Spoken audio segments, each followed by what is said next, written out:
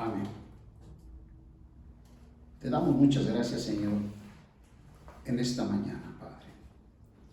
Estamos muy agradecidos por la vida, Señor, oh Dios, que nos has dado hasta el día de hoy. Muchas gracias, Padre, por tenernos todavía en esta tierra, porque de aquí depende, Señor, oh Dios, de que pasemos de este tiempo, de esta era, a la era que viene, Señor. Tú quieres que todos tus hijos, los que te hemos recibido, te hemos aceptado, entremos a la era que viene, Señor. Lo anhelamos y lo deseamos, Señor, con todo nuestro corazón, no perdernos, Señor, las bodas del Cordero.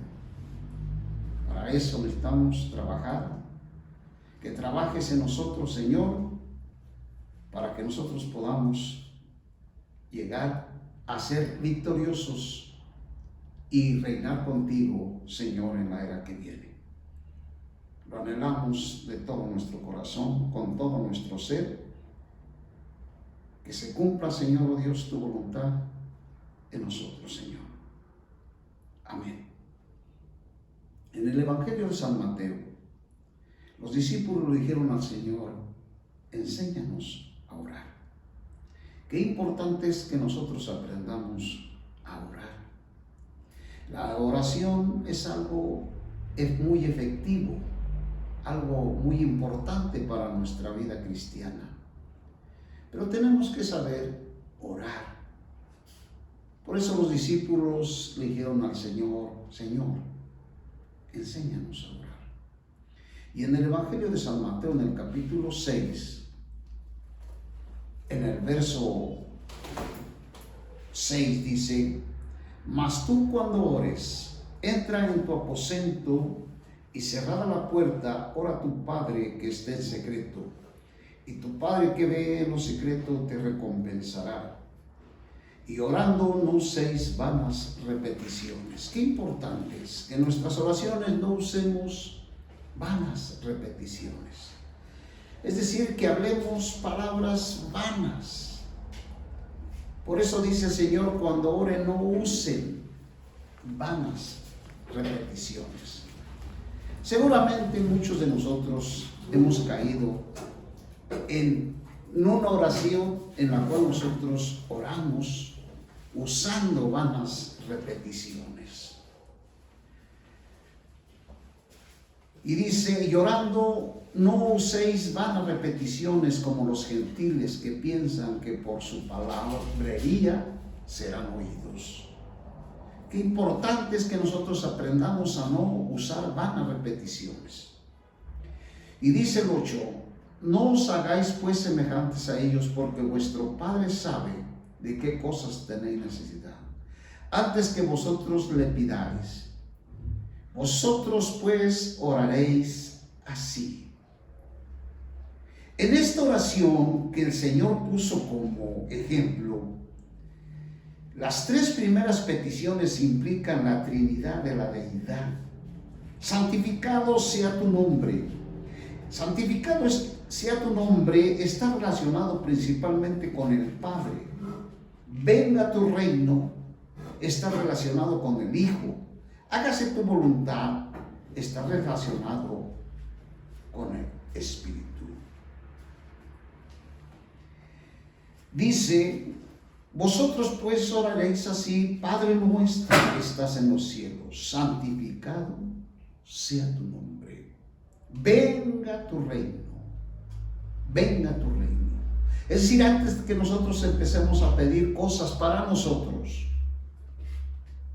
para nuestro bienestar, lo primero que tenemos que hacer nosotros como creyentes, como hijos de Dios, primeramente, decirle al Señor: venga tu reino. Las cosas necesarias, las cosas que necesitamos nosotros para estar en esta tierra, el Señor ya sabe de qué cosas tenemos necesidad. Por eso dice en el verso 10: venga tu reino, hágase tu voluntad, como en el cielo. Es decir, que en el cielo se hace la voluntad de Dios, pero en la tierra no. Esto sucedió después de la rebelión de Satanás en Ezequiel 28, 17 y Isaías capítulo 14, 13 al 15. La tierra cayó en su mano usurpadora, por tanto la voluntad de Dios no pudo hacerse así en la tierra como en el cielo.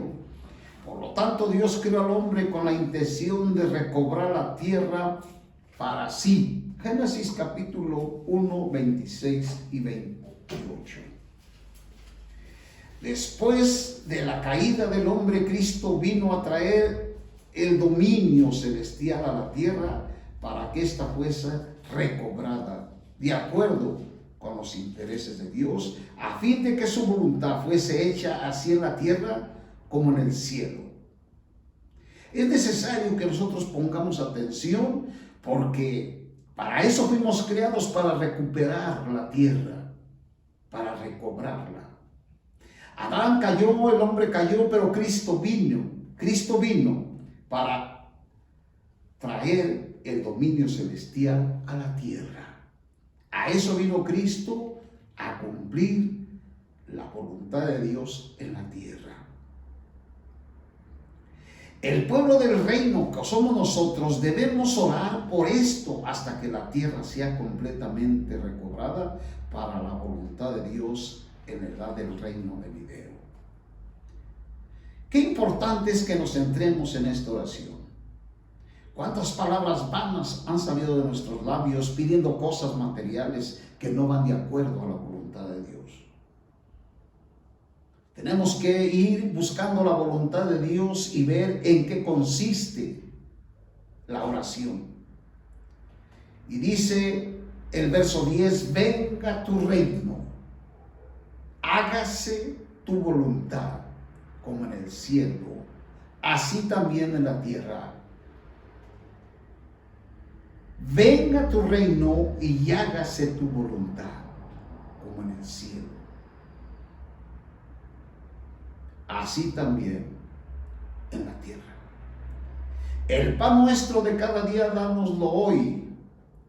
Perdona nuestras deudas, como también nosotros hemos perdonado a nuestros deudores. No nos metas en tentación, mas líbranos del maligno, porque tuyo es el reino, el poder y la gloria por todos los siglos. Amén. El Rey, que es nuestro Señor Jesucristo, no quiere que su pueblo se preocupe por el día de mañana. Verso 34. Él quiere que solamente ore por las necesidades de hoy.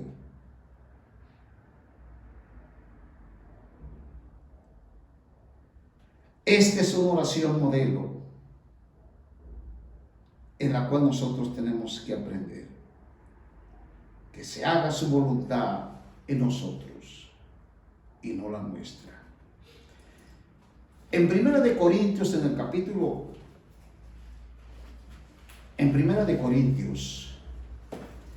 capítulo 3, en el verso 9 de la primera carta de Corintios, los apóstoles conocieron la voluntad de Dios. Conocer la voluntad de Dios es saber el anhelo de Dios, lo que Él desea, lo que Él quiere. Los apóstoles recibieron a Cristo conociendo la voluntad de Dios. Ellos lo que hacían ellos era todo de acuerdo a Dios. Dice en Primera de Corintios, en el capítulo 3, en el verso 9 de la primera carta de los Corintios,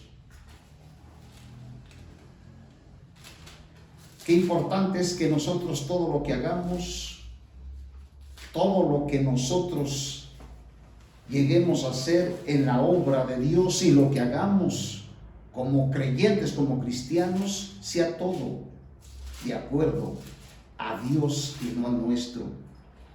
En el capítulo 3 de Corintios, en el verso 9, dice el apóstol San Pablo, porque nosotros somos colaboradores de Dios.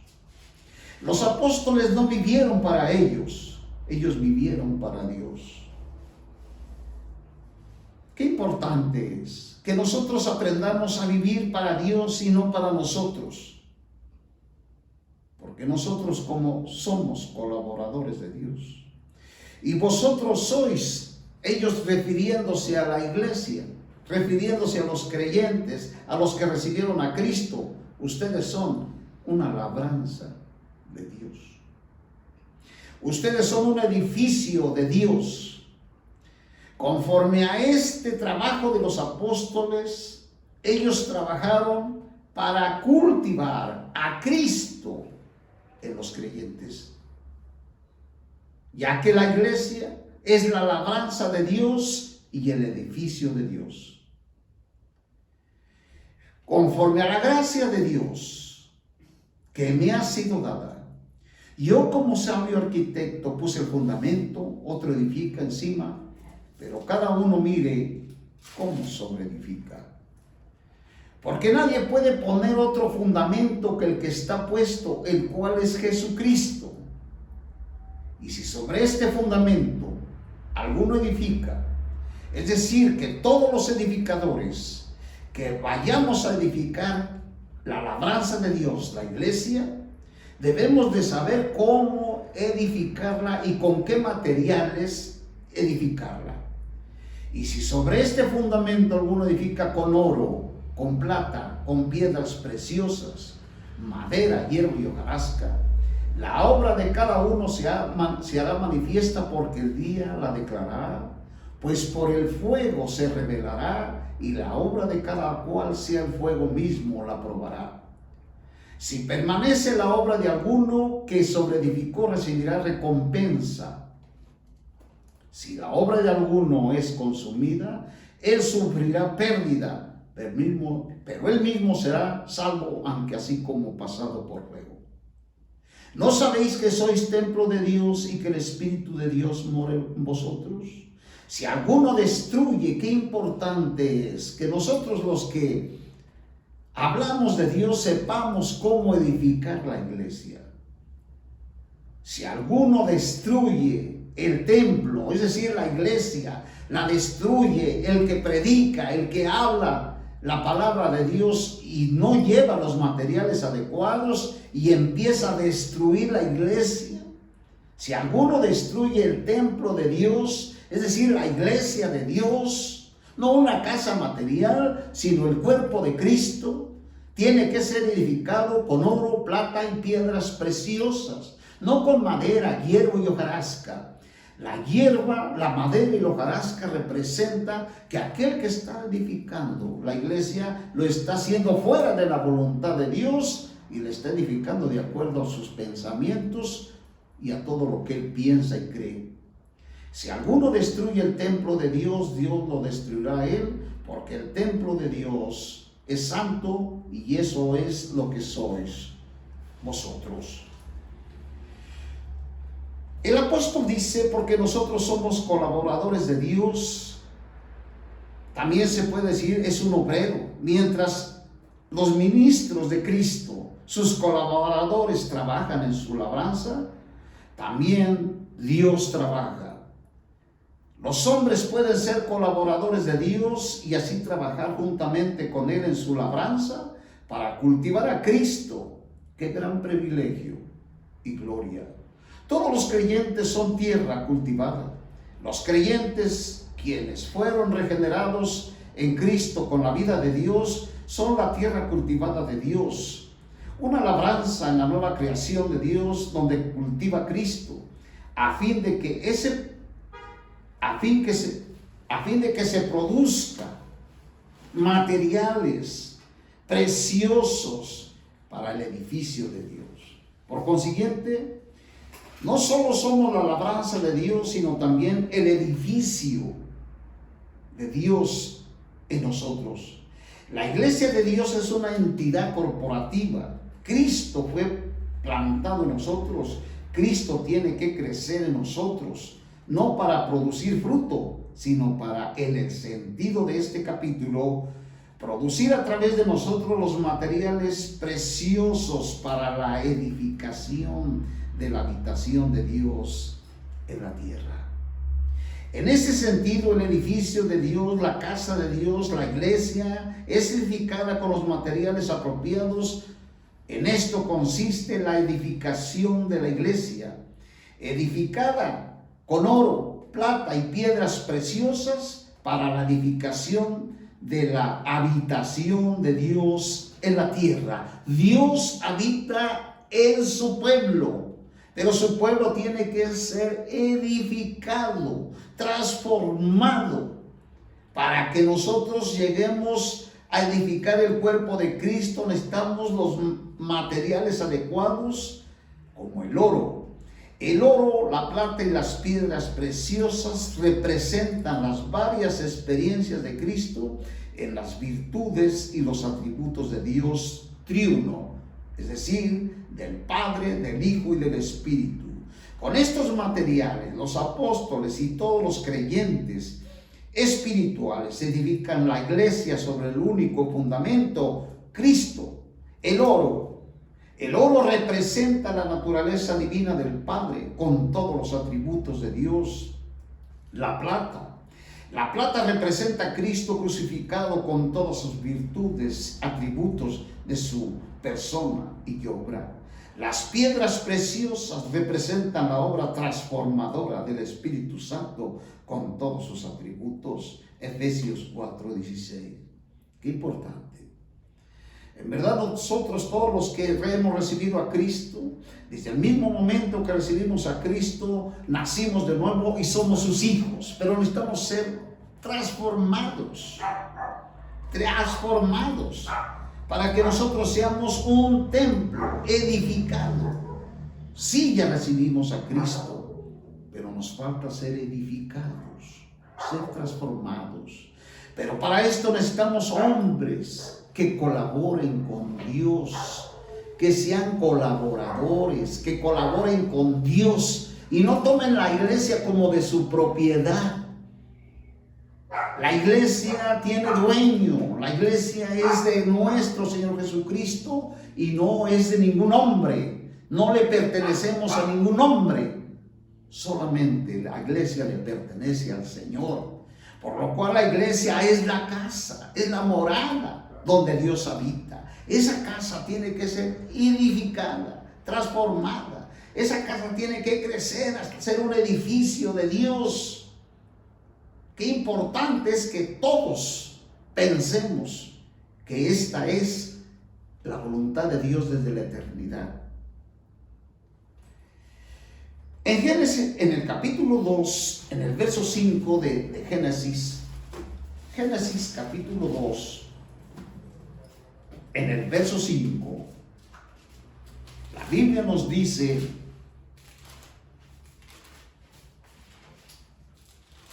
de esta manera. Génesis capítulo 2, verso 5 dice: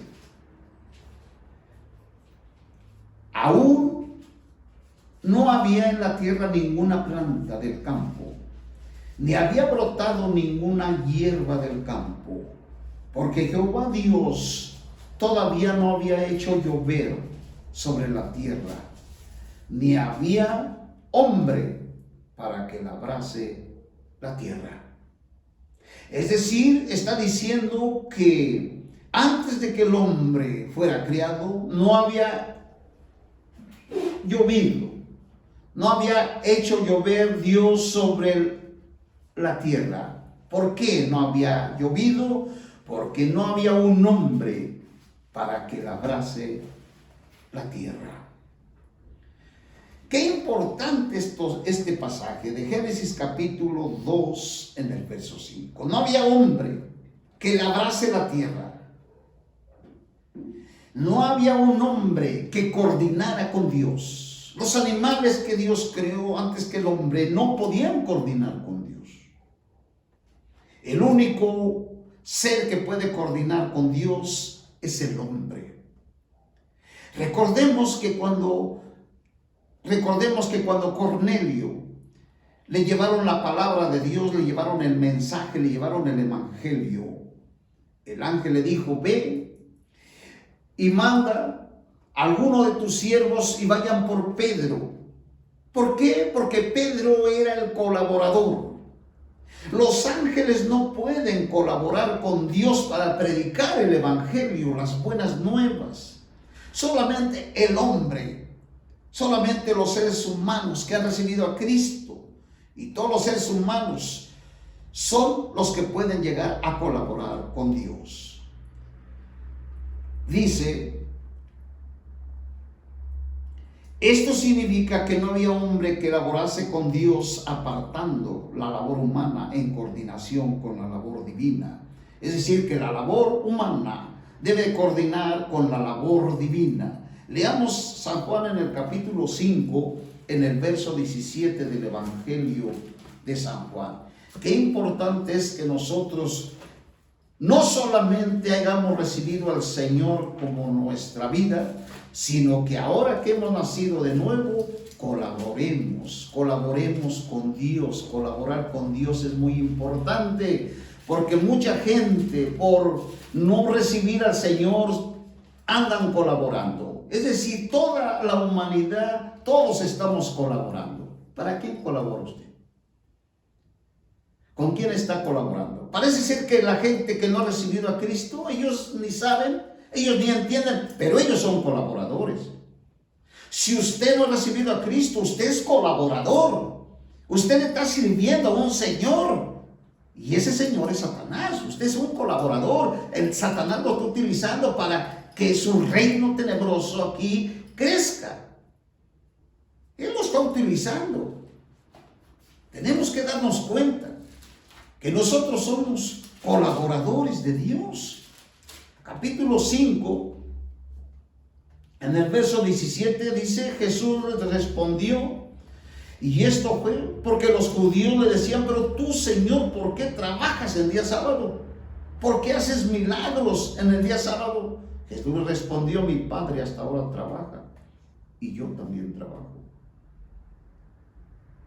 Y por esto los judíos aún más procuraban matarle, porque no solo quebrantaba el día sábado, sino que también llamaba a Dios su propio Padre, haciéndose igual a Dios. Cuando nosotros decimos que somos hijos de Dios, estamos diciendo que somos iguales a nuestro Padre. Por eso los judíos procuraban matarle, porque Cristo decía que él era hijo de Dios. Nosotros, los que hemos recibido a Cristo, somos hijos de Dios, nacidos de Dios. Quítese eso de la cabeza, que nosotros somos adoptados y que Dios nos adoptó. Ese es un engaño de Satanás. Nosotros somos hijos de Dios naturales, porque tenemos su naturaleza. Jesús le respondió, mi Padre hasta ahora trabaja. Dios y Cristo siguen trabajando. Primero ellos vinieron a trabajar. Cristo trabajó, murió en la cruz por nuestros pecados. Se enfrentó a todas las potestades malignas, las venció, las derrotó. Él vino a trabajar para que la voluntad de Dios se llevara adelante. Ahora nosotros que lo hemos recibido, por esto tenemos que trabajar con Dios en una unidad, en una labor coordinada, donde Él nos va a decir lo que tenemos que hacer. Si nosotros como cristianos no coordinamos con Dios, sin saberlo, por ignorantes o por rebeldes, nos hacemos uno con el enemigo de Dios y empezamos a trabajar en su reino y coordinamos con Él. Todos aquellos movimientos, todos aquellos llamados artistas, todas esas películas, novelas, todo ese amor y todo ese cochinero está en una coordinación con Satanás. Todo lo que está fuera de Dios y donde no está su voluntad de Dios, esa gente y toda esa humanidad en coordinación con Satanás están trabajando en este mundo tenebroso de mentiras y de engaños. Todas las religiones y todos los religiosos trabajan en coordinación con Satanás, están coordinando para llevar a la gente a las tinieblas, a la rebeldía. Toda la idolatría, todo el mugre, todo el cochinero es una coordinación con Satanás. Pero el trabajo y la labor y la coordinación del hombre le provee a él la base necesaria para enviar la lluvia que representa su espíritu de vida. Leamos Joel capítulo 2 en el verso 23. Joel capítulo 2 en el verso 23 de Joel. Qué importante es que nosotros pensemos con quién estamos coordinando. ¿Con quién? ¿Con quién estamos trabajando? ¿Con qué propósito nosotros fuimos llamados por el Señor? Vamos a leer capítulo 2 en el verso 23 de Joel. 2:23. Y dice: oh hijos de Sión, alegraos y regocijaos en Jehová vuestro Dios, porque os da la lluvia temprana en justicia. La lluvia temprana representa al Espíritu Santo. La lluvia temprana en justicia. Y hace descender sobre vosotros la lluvia, lluvia temprana, lluvia tardía, al principio de la temporada. Las eras llenarán de trigo, a los lagares rebosarán de vino nuevo y aceite fresco. Yo os restauraré los años que han comido la langosta que pulula, la langosta que lame, la langosta que consume, la langosta que corta mi gran ejército que envié contra vosotros. Comeréis abundantemente, quedaréis satisfechos, alabaréis el nombre de Jehová vuestro Dios, el cual os ha tratado maravillosamente. Ah, qué grande es el Señor. ¿Cómo nos trata a nosotros? Maravillosamente. Nunca jamás será mi pueblo avergonzado, jamás seremos avergonzados. Por servir a Dios, por coordinar con Dios, por haber nacido de nuevo y recibir a Cristo, ¿es una vergüenza? Y después de esto dice: derramaré mi espíritu sobre toda carne. Vuestros hijos, vuestras hijas profetizarán, vuestros ancianos soñarán sueños, vuestros jóvenes verán visiones, y desierto sobre los esclavos y sobre las esclavas en aquellos días derramaré de mi espíritu. Esta profecía que está hablando aquí el profeta Joel con respecto al derramamiento del Espíritu de Dios como lluvia temprana que viene para la salvación de Israel, fue cumplida a manera de anticipo mediante el derramamiento del Espíritu Santo el día del Pentecostés, en el capítulo 2, 1 y 4 al 16 y al 21. Fue la lluvia temprana. Lo que dice la lluvia temprana, lo que dice en Joel capítulo 2 en el verso 23. Oh hijos de Sión, alegraos y regocijaos en Jehová vuestro Dios, porque os da la lluvia temprana. Esto fue el día de Pentecostés, cuando descendió la lluvia temprana.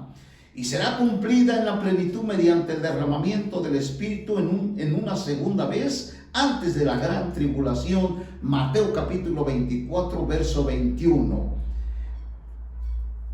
Para la salvación y regeneración de muchos israelitas que habrán retornado, este segundo derramamiento es diferente del derramamiento del Espíritu como lluvia tardía. El último día de la tribulación para la salvación del remanente de judíos, sitiada por el anticristo en Zacarías capítulo 12, verso 10.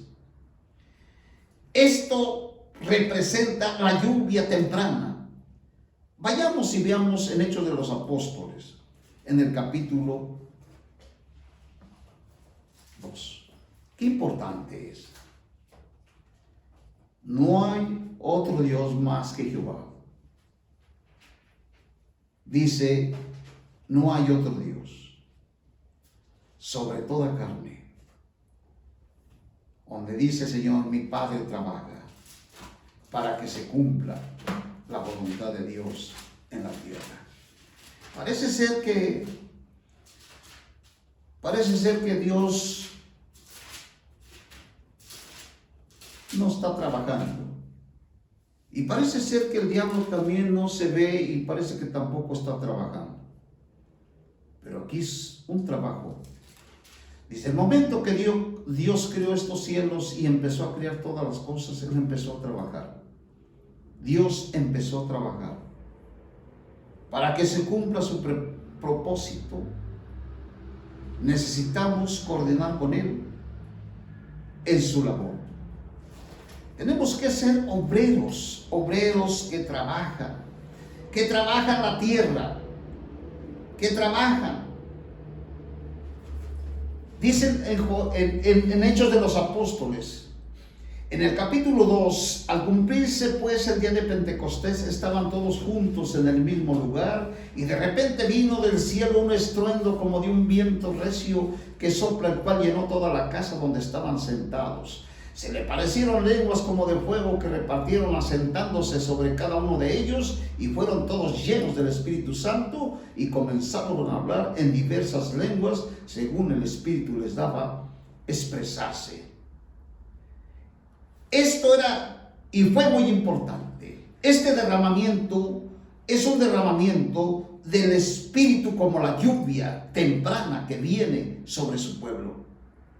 Ellos empezaron a predicar y a hablarle a toda la gente, de tal manera que en esa predicación, que el apóstol nos habla en Hechos de los Apóstoles, en el capítulo 12, en el verso 22, donde dice, varones israelitas, oí estas palabras, Jesús Nazareno, varón aprobado por Dios entre vosotros, con las obras poderosas, prodigios, señales que Dios hizo entre vosotros, por medio de él, como vosotros mismos sabéis. A este entregado por el determinado consejo y anticipado conocimiento de Dios, matasteis clavándole en una cruz por manos de inicuos, el cual Dios levantó suelto los dolores de la muerte, por cuanto era imposible que fuese retenido por ella. Porque David dice de él, veía al Señor siempre delante de mí, porque está a mi diestra para que yo sea conmovido. Por lo cual mi corazón se alegró y exaltó mi lengua, y aún mi carne descansará en esperanza. Porque no abandonarás mi alma en el Hades, ni permitirás que tu santo vea corrupción. Me hiciste conocer los caminos de la vida, me llamarás de gozo con tu presencia. Varones hermanos, os puedo decir con franqueza del patriarca David, que murió y fue sepultado, y su sepulcro está con vosotros hasta el día de hoy. Por consiguiente, siendo profeta, sabiendo que con juramento Dios le había jurado que del fruto de los lomos levantaría uno para que se sentase en su trono. Viéndolo antes, habló de la resurrección de Cristo, que no fue abandonado en el Hades y su carne no vio corrupción. A este Jesús resucitado Dios, lo cual todos nosotros somos testigos, así que exaltado a la diestra de Dios, habiendo recibido del Padre la promesa del Espíritu Santo, ha derramado esto que vosotros veis y oís. Porque David no subió a los cielos, pero él nos dice, dijo el Señor a mi Señor, siéntate a mi diestra. En el verso 37, todo lo que el apóstol tuvo que hablar,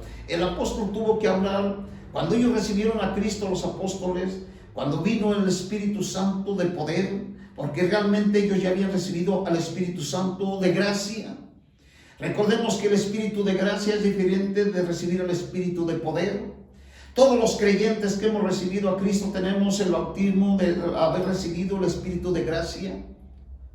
La gracia está relacionada con la vida, pero nos falta recibir el Espíritu de poder. Porque usted no puede predicarle a las personas, porque usted no puede dar testimonio del Señor, porque usted llega hasta avergonzarse y hasta ni le dice a la gente que usted es cristiano. Usted tiene el Espíritu de gracia, pero no tiene el Espíritu de poder. Necesitamos ser bautizados del Espíritu de poder para que nosotros podamos hablarle a la gente. De la misma manera, cuando llegó el Espíritu Santo el día de Pentecostés, llegó el Espíritu de poder sobre ellos y empezaron a hablar el dialecto y el idioma de cada uno de los que se encontraban en ese lugar. Al oír esto se compungieron de corazón y dijeron a Pedro y a los demás apóstoles, hermanos, ¿qué haremos? Ellos empezaron a trabajar la tierra, La tierra representa al hombre rebelde, la tierra representa al hombre humano. Para que las personas reciban a Cristo, primero tenemos que trabajar, enseñarles el Evangelio, hablarles del Señor. Pedro les dijo: arrepiéntanse, bautícese cada uno de vosotros en el nombre de Jesús para perdón de vuestros pecados y recibiréis el don del Espíritu Santo. Pero fíjese nada más, porque para vosotros es la promesa, para vuestros hijos y para todos los que están lejos, para cuanto el Señor nuestro Dios llame así. Y con otras muchas palabras testificaba solemnemente y les exhortaba diciendo: sean salvos de esta perversa generación. Hoy estamos en lo mismo. ¿Cuánta gente vive y no ha sido salvo de esta perversa generación? Me atrevo a decir que estamos viviendo en los últimos tiempos donde las cosas se están poniendo realmente horribles. Si nosotros no le hablamos a la gente y nos contaminamos con ellos y nos vamos con ellos, nosotros vamos a perder. Ya somos hijos de Dios, pero vamos a perder. Lo que vamos a perder es tan valioso y tan glorioso que muchos de nosotros hasta lo ignoramos y no lo sabemos. Pero Dios nos quiere tener aquí en esta tierra porque quiere que coordinemos con Él. Si tú hoy has recibido al Señor, lo has recibido y eres joven, si tú piensas que vas a trabajar en la obra del Señor cuando ya tengas 70, 80 años, pues ya aquí trabajo vas a hacer. El Señor, Satanás mismo en su labor anda buscando a los muchachos, a los jóvenes, porque el diablo se los quiere llevar. ¿Para qué? Para que coordinen con Él. ¿Cómo se los llevan y los convierten en delincuentes, en secuestradores a los jóvenes? Satanás está trabajando. Los gobiernos no pueden parar esto, solamente Cristo a través del Evangelio. Pero si nosotros no les hablamos del Evangelio y no coordinamos con Dios, ¿cómo puede llegar esa gente a conocer? ¿Y cómo pelearemos nosotros? ¿Realmente estaremos nosotros nada más cruzados de brazos viendo al enemigo, trabajando y nosotros no hacer nada? Con otras muchas palabras, testificaba solemnemente y les exhortaba diciendo: sean salvos de esta perversa generación. Los que recibieron su palabra fueron bautizados y se añadieron aquel día 3,000 personas. ¡Qué tremendo!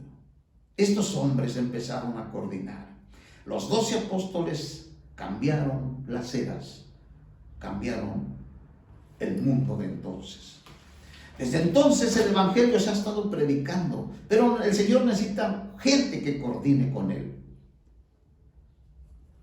Vamos a ver en Génesis, en el capítulo 2, porque aquí hay algo más todavía muy importante en Génesis, capítulo 2. En el capítulo 2, en el verso...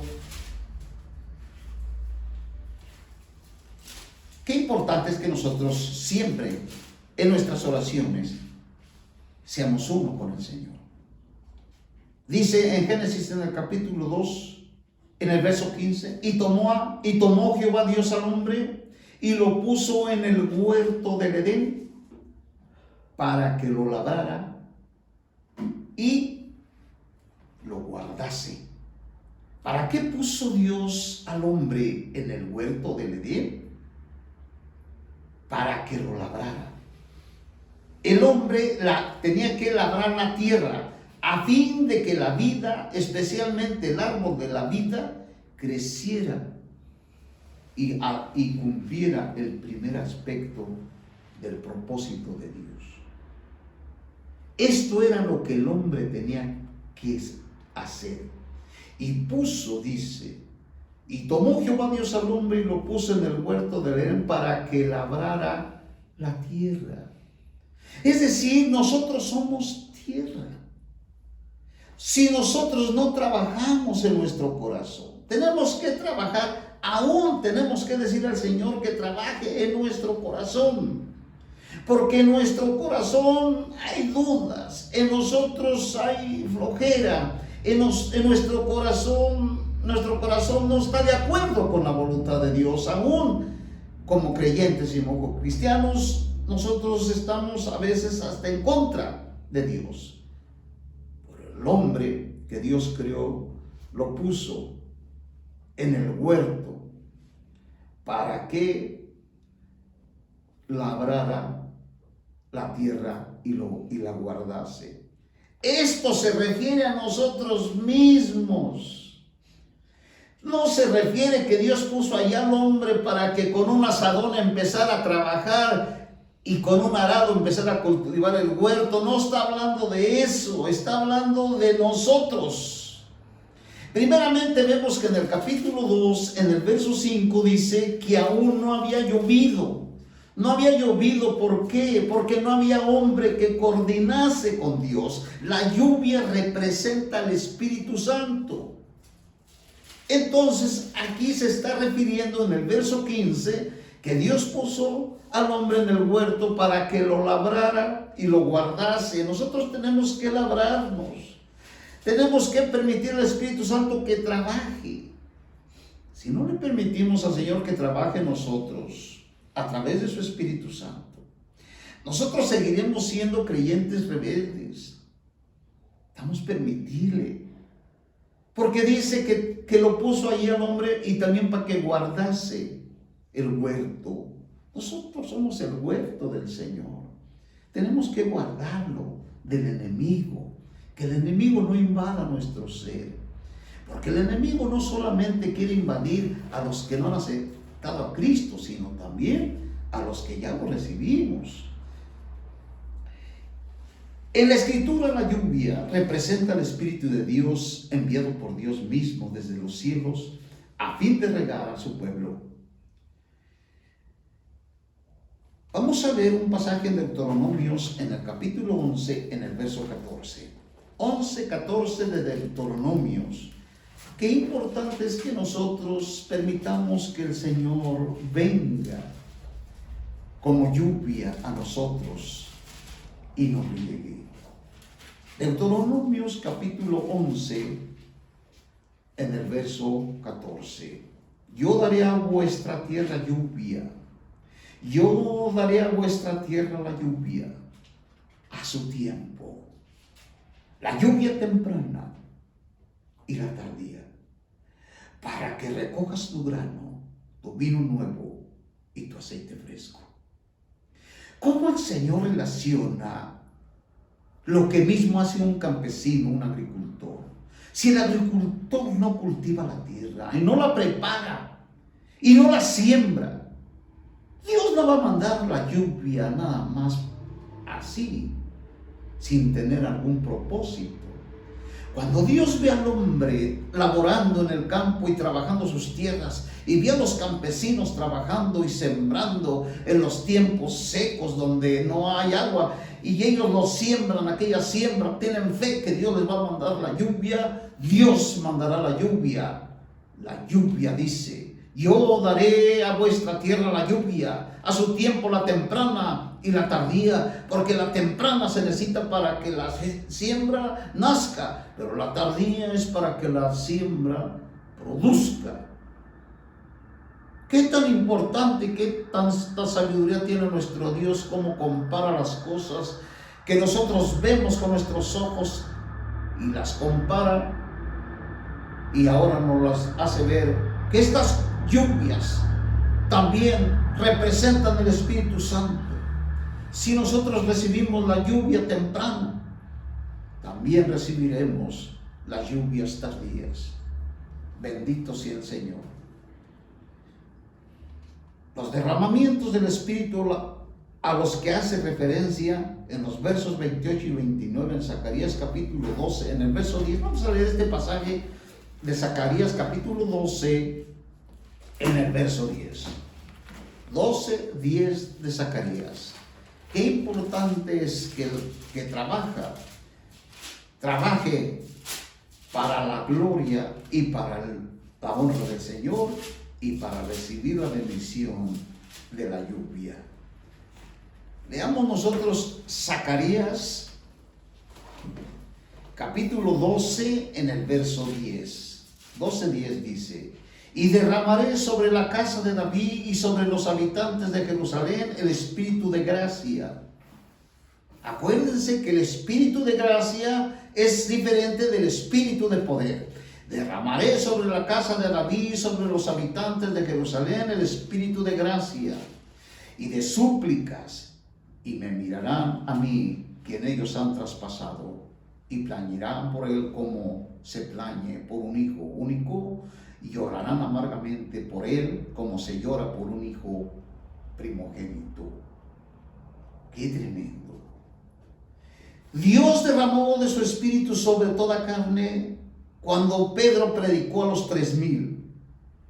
Pero cuando Dios derrame el espíritu de gracia sobre los habitantes de Jerusalén, muchos y millares de israelitas, incluso todo el linaje de Israel que esté vivo en ese tiempo será salvo. Lo que dice en Romanos capítulo 11, en el verso, en Romanos 11, 26 al 27, el espíritu de gracia aquí se halla en contraste con el espíritu de poder que vimos en Hechos capítulo 1, en el verso 8 y 2:1.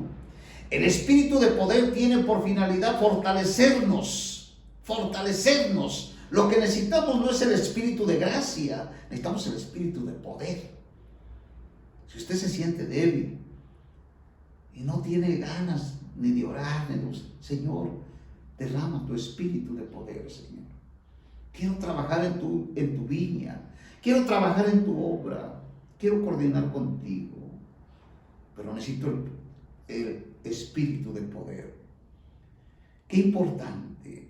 El espíritu de poder tiene por finalidad fortalecernos. El espíritu de gracia tiene por finalidad introducirnos en el disfrute de Dios. En el inicio de la era de la gracia, la era de la iglesia, el espíritu era principalmente el espíritu de poder. Pero en este versículo, al final de la consumación de la era de la gracia, el espíritu será principalmente el espíritu de gracia, a fin de que el Dios triuno sea disfrutado. Los judíos presentes el día de Pentecostés eran obstinados, se habían endurecido, por tanto el espíritu de poder fue derramado para inspirar a algunos. Qué importante. ¿Cuántos de nosotros estamos desanimados? Ya volvemos a tener un corazón duro. Vamos a trabajar lo que dice en Génesis capítulo 2, en el verso 15. Y Dios puso al hombre para que labrase el huerto. Si ya nos encontramos en una situación de endurecimiento donde ya no queremos seguir como creyentes, necesitamos que el espíritu de poder venga a nosotros y sea derramado. Lo mismo le pasó a los hermanos apóstoles. Cuando recibieron el espíritu de gracia y cuando el Señor fue crucificado, ellos pues empezaron a pasar un tiempo de desánimo. Pero el espíritu de poder vino a ellos, los animó, los fortaleció. Y ellos pudieron dar testimonio y hablarle a las personas y así ganarse a la gente. En aquellos tiempos, al final de la tribulación, el espíritu de gracia que ha de venir para salvar a los judíos que lo traspasaron, al final de la tribulación, todos los judíos, todos recibirán y reconocerán que Cristo es el Señor. Entonces ellos nacerán de nuevo. Hoy no lo pueden recibir, pero en aquel día, lo que dice aquí en Zacarías, en el capítulo 12 y en el verso 11, en aquel día habrá gran llanto en Jerusalén, como el llanto de Adad, Rimón, en el valle de Megidón es la matanza en la Armagedón. La tierra plañirá cada familia aparte de la familia de la casa de David por su lado, y sus mujeres aparte de la familia de la casa de Natán por su lado, y sus mujeres aparte. En aquel día, al final de la guerra de Armagedón, Cristo vendrá a la tierra Y el remanente de Israel entrará aquel, y el remanente de Israel mirará aquel a quien ellos traspasaron, lo que dice Juan capítulo 19, 34 y 37. En aquel día se arrepentirán, plañirán, creerán en Cristo, le recibirán. De este modo todo Israel será salvo. En esto consistirá la salvación de toda la casa de Israel, efectuada por Dios. Todos ellos recibirán la lluvia tardía, la lluvia temprana, cuando los apóstoles estaban el día del Pentecostés, la lluvia tardía, cuando venga el Señor y todos los judíos lo reciban y reconozcan que Él es el Señor. ¡Qué bendición! ¡Qué bendición! Vamos a leer Joel capítulo 1 y 2. Qué importante para nosotros. Dice Joel en el capítulo 1,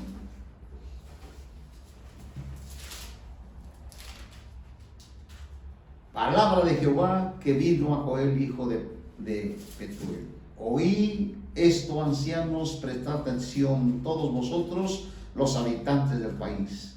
Aconteció algo semejante en vuestros días, en los días de vuestros padres. Contad de esto a vuestros hijos, vuestras hijas, a sus hijos y sus hijos a la siguiente generación. Cuéntenselo a sus hijos y a vuestros hijos y a sus hijos de sus hijos y sus hijos de la siguiente generación. Qué importante es que nosotros podamos contar, los que tuvimos la experiencia de haber andado en el mundo perdido y que hemos recibido al Señor, y ahora podemos decir que es para nosotros una gran bendición haber recibido a Cristo en nuestras vidas. Entonces, al final de la guerra de Armagedón, Cristo vendrá a la tierra y el remanente de Israel mirará a aquel a quien ellos traspasaron. Se arrepentirán, creerán en el Cristo, le recibirán. De este modo todo Israel será salvo. En esto consiste la salvación de toda la casa de Israel.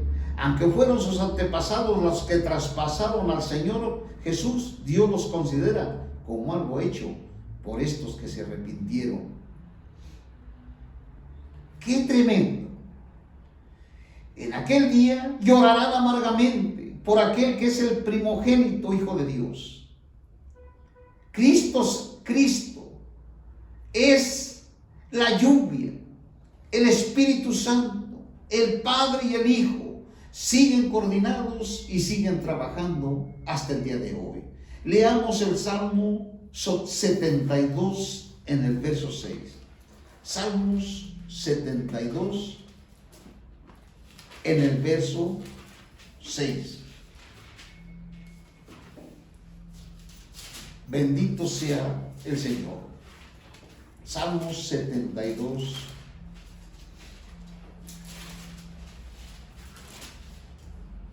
Dice: habrá en la tierra abundancia de grano,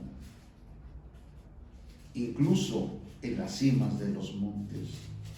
Su fruto, Salmo 72, 16. 72, 16 y 6. Habrá en la tierra abundancia de grano, incluso en las cimas de los montes. Su fruto se mecerá como los bosques del Líbano, y los de la ciudad florecerán como la hierba de la tierra. Y en el Salmo 72, en el verso 6 dice: descenderá como lluvia sobre la hierba cortada, como aguaceros que riegan la tierra. En sus días florecerán los justos. Habrá abundancia de paz hasta que no haya luna.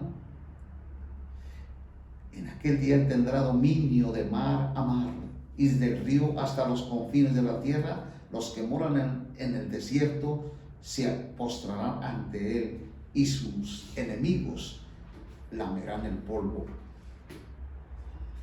Los reyes de la tierra, los reyes de Tarsís y de las costas pagarán tributos, y los reyes de Saba ofrecerán dones. Todos los reyes se postrarán delante de él, le servirán todas las naciones, porque librará al menesteroso cuando clame el pobre que no tiene quien lo socorra. Esto sucederá en el reino de los milagros. Pero qué maravilloso, qué maravilloso. En Joel, en el capítulo 2, regresemos a Joel en el capítulo 2 y vamos a ver en Joel en el capítulo 2 que estas profecías del Señor que estuvieron profetizadas por los profetas han sido cumplidas, algunas.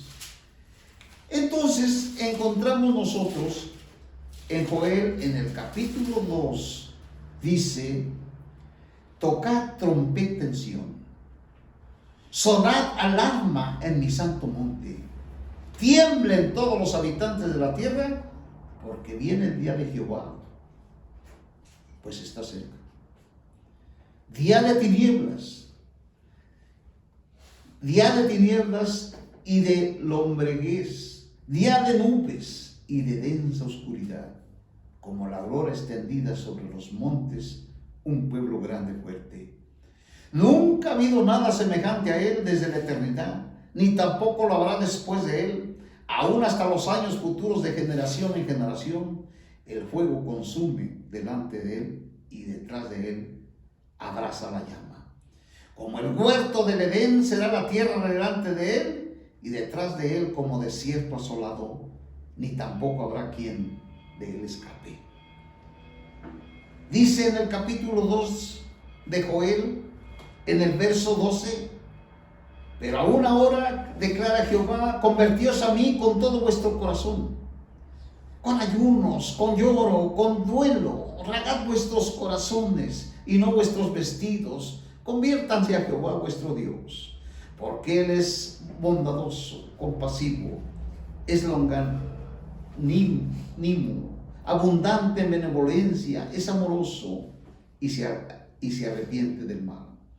¿Quién sabe si Él se arrepentirá y dejará bendición tras sí? Es decir, ofrenda de harina, libación para Jehová vuestro Dios. Tocad trompeta en Sión, santificad ayuno y convocad una asamblea solemne. Y en el verso 23 dice: oh hijos de Sión, alegraos, regocijaos en Jehová vuestro Dios. ¿En quién nos regocijamos? Oh, cuánto nos cuesta regocijarnos en el Señor. Tenemos que reconocer que a veces nuestro regocijo no es el Señor, sino el mundo o los placeres mundanos. Tenemos mucho por qué pedirle perdón al Señor. Oh hijos de Sión, alegraos y regocijaos en Jehová vuestro Dios, porque os da la lluvia temprana en justicia. Hace descender sobre vosotros la lluvia temprana y la lluvia tardía. Al principio de la temporada, las eras se llenarán de trigo, las lagares rebosarán de vino nuevo y aceite fresco. Yo restauraré los años que han comido la langosta que pulula, la langosta que lame, y la langosta que consume, y la langosta que corta mi gran ejército. ¡Qué grande es el Señor! Oh, cuánto anhelamos que estas eras, que la era del reino de los 1000 años venga a nosotros y salgamos de esta situación. Pero para eso necesitamos prepararnos. Si queremos entrar en la era que viene, la era de los 1000 años, tenemos que trabajar y coordinar con el Señor día a día, todos los días. Tenemos que trabajar no solamente con las personas, sino también con los mismos de nuestra casa. Con nuestros hijos tenemos que trabajar. Si nosotros no trabajamos en nuestros hijos pequeños, cuando ellos crezcan, nos vamos a dar cuenta de que no les pusimos nunca la mano, de que nunca trabajamos en ellos, y que el diablo nos lo robó aún desde niños. cuánta juventud y cuánto niño está lejos de la voluntad de Dios. Cuánto trabajo.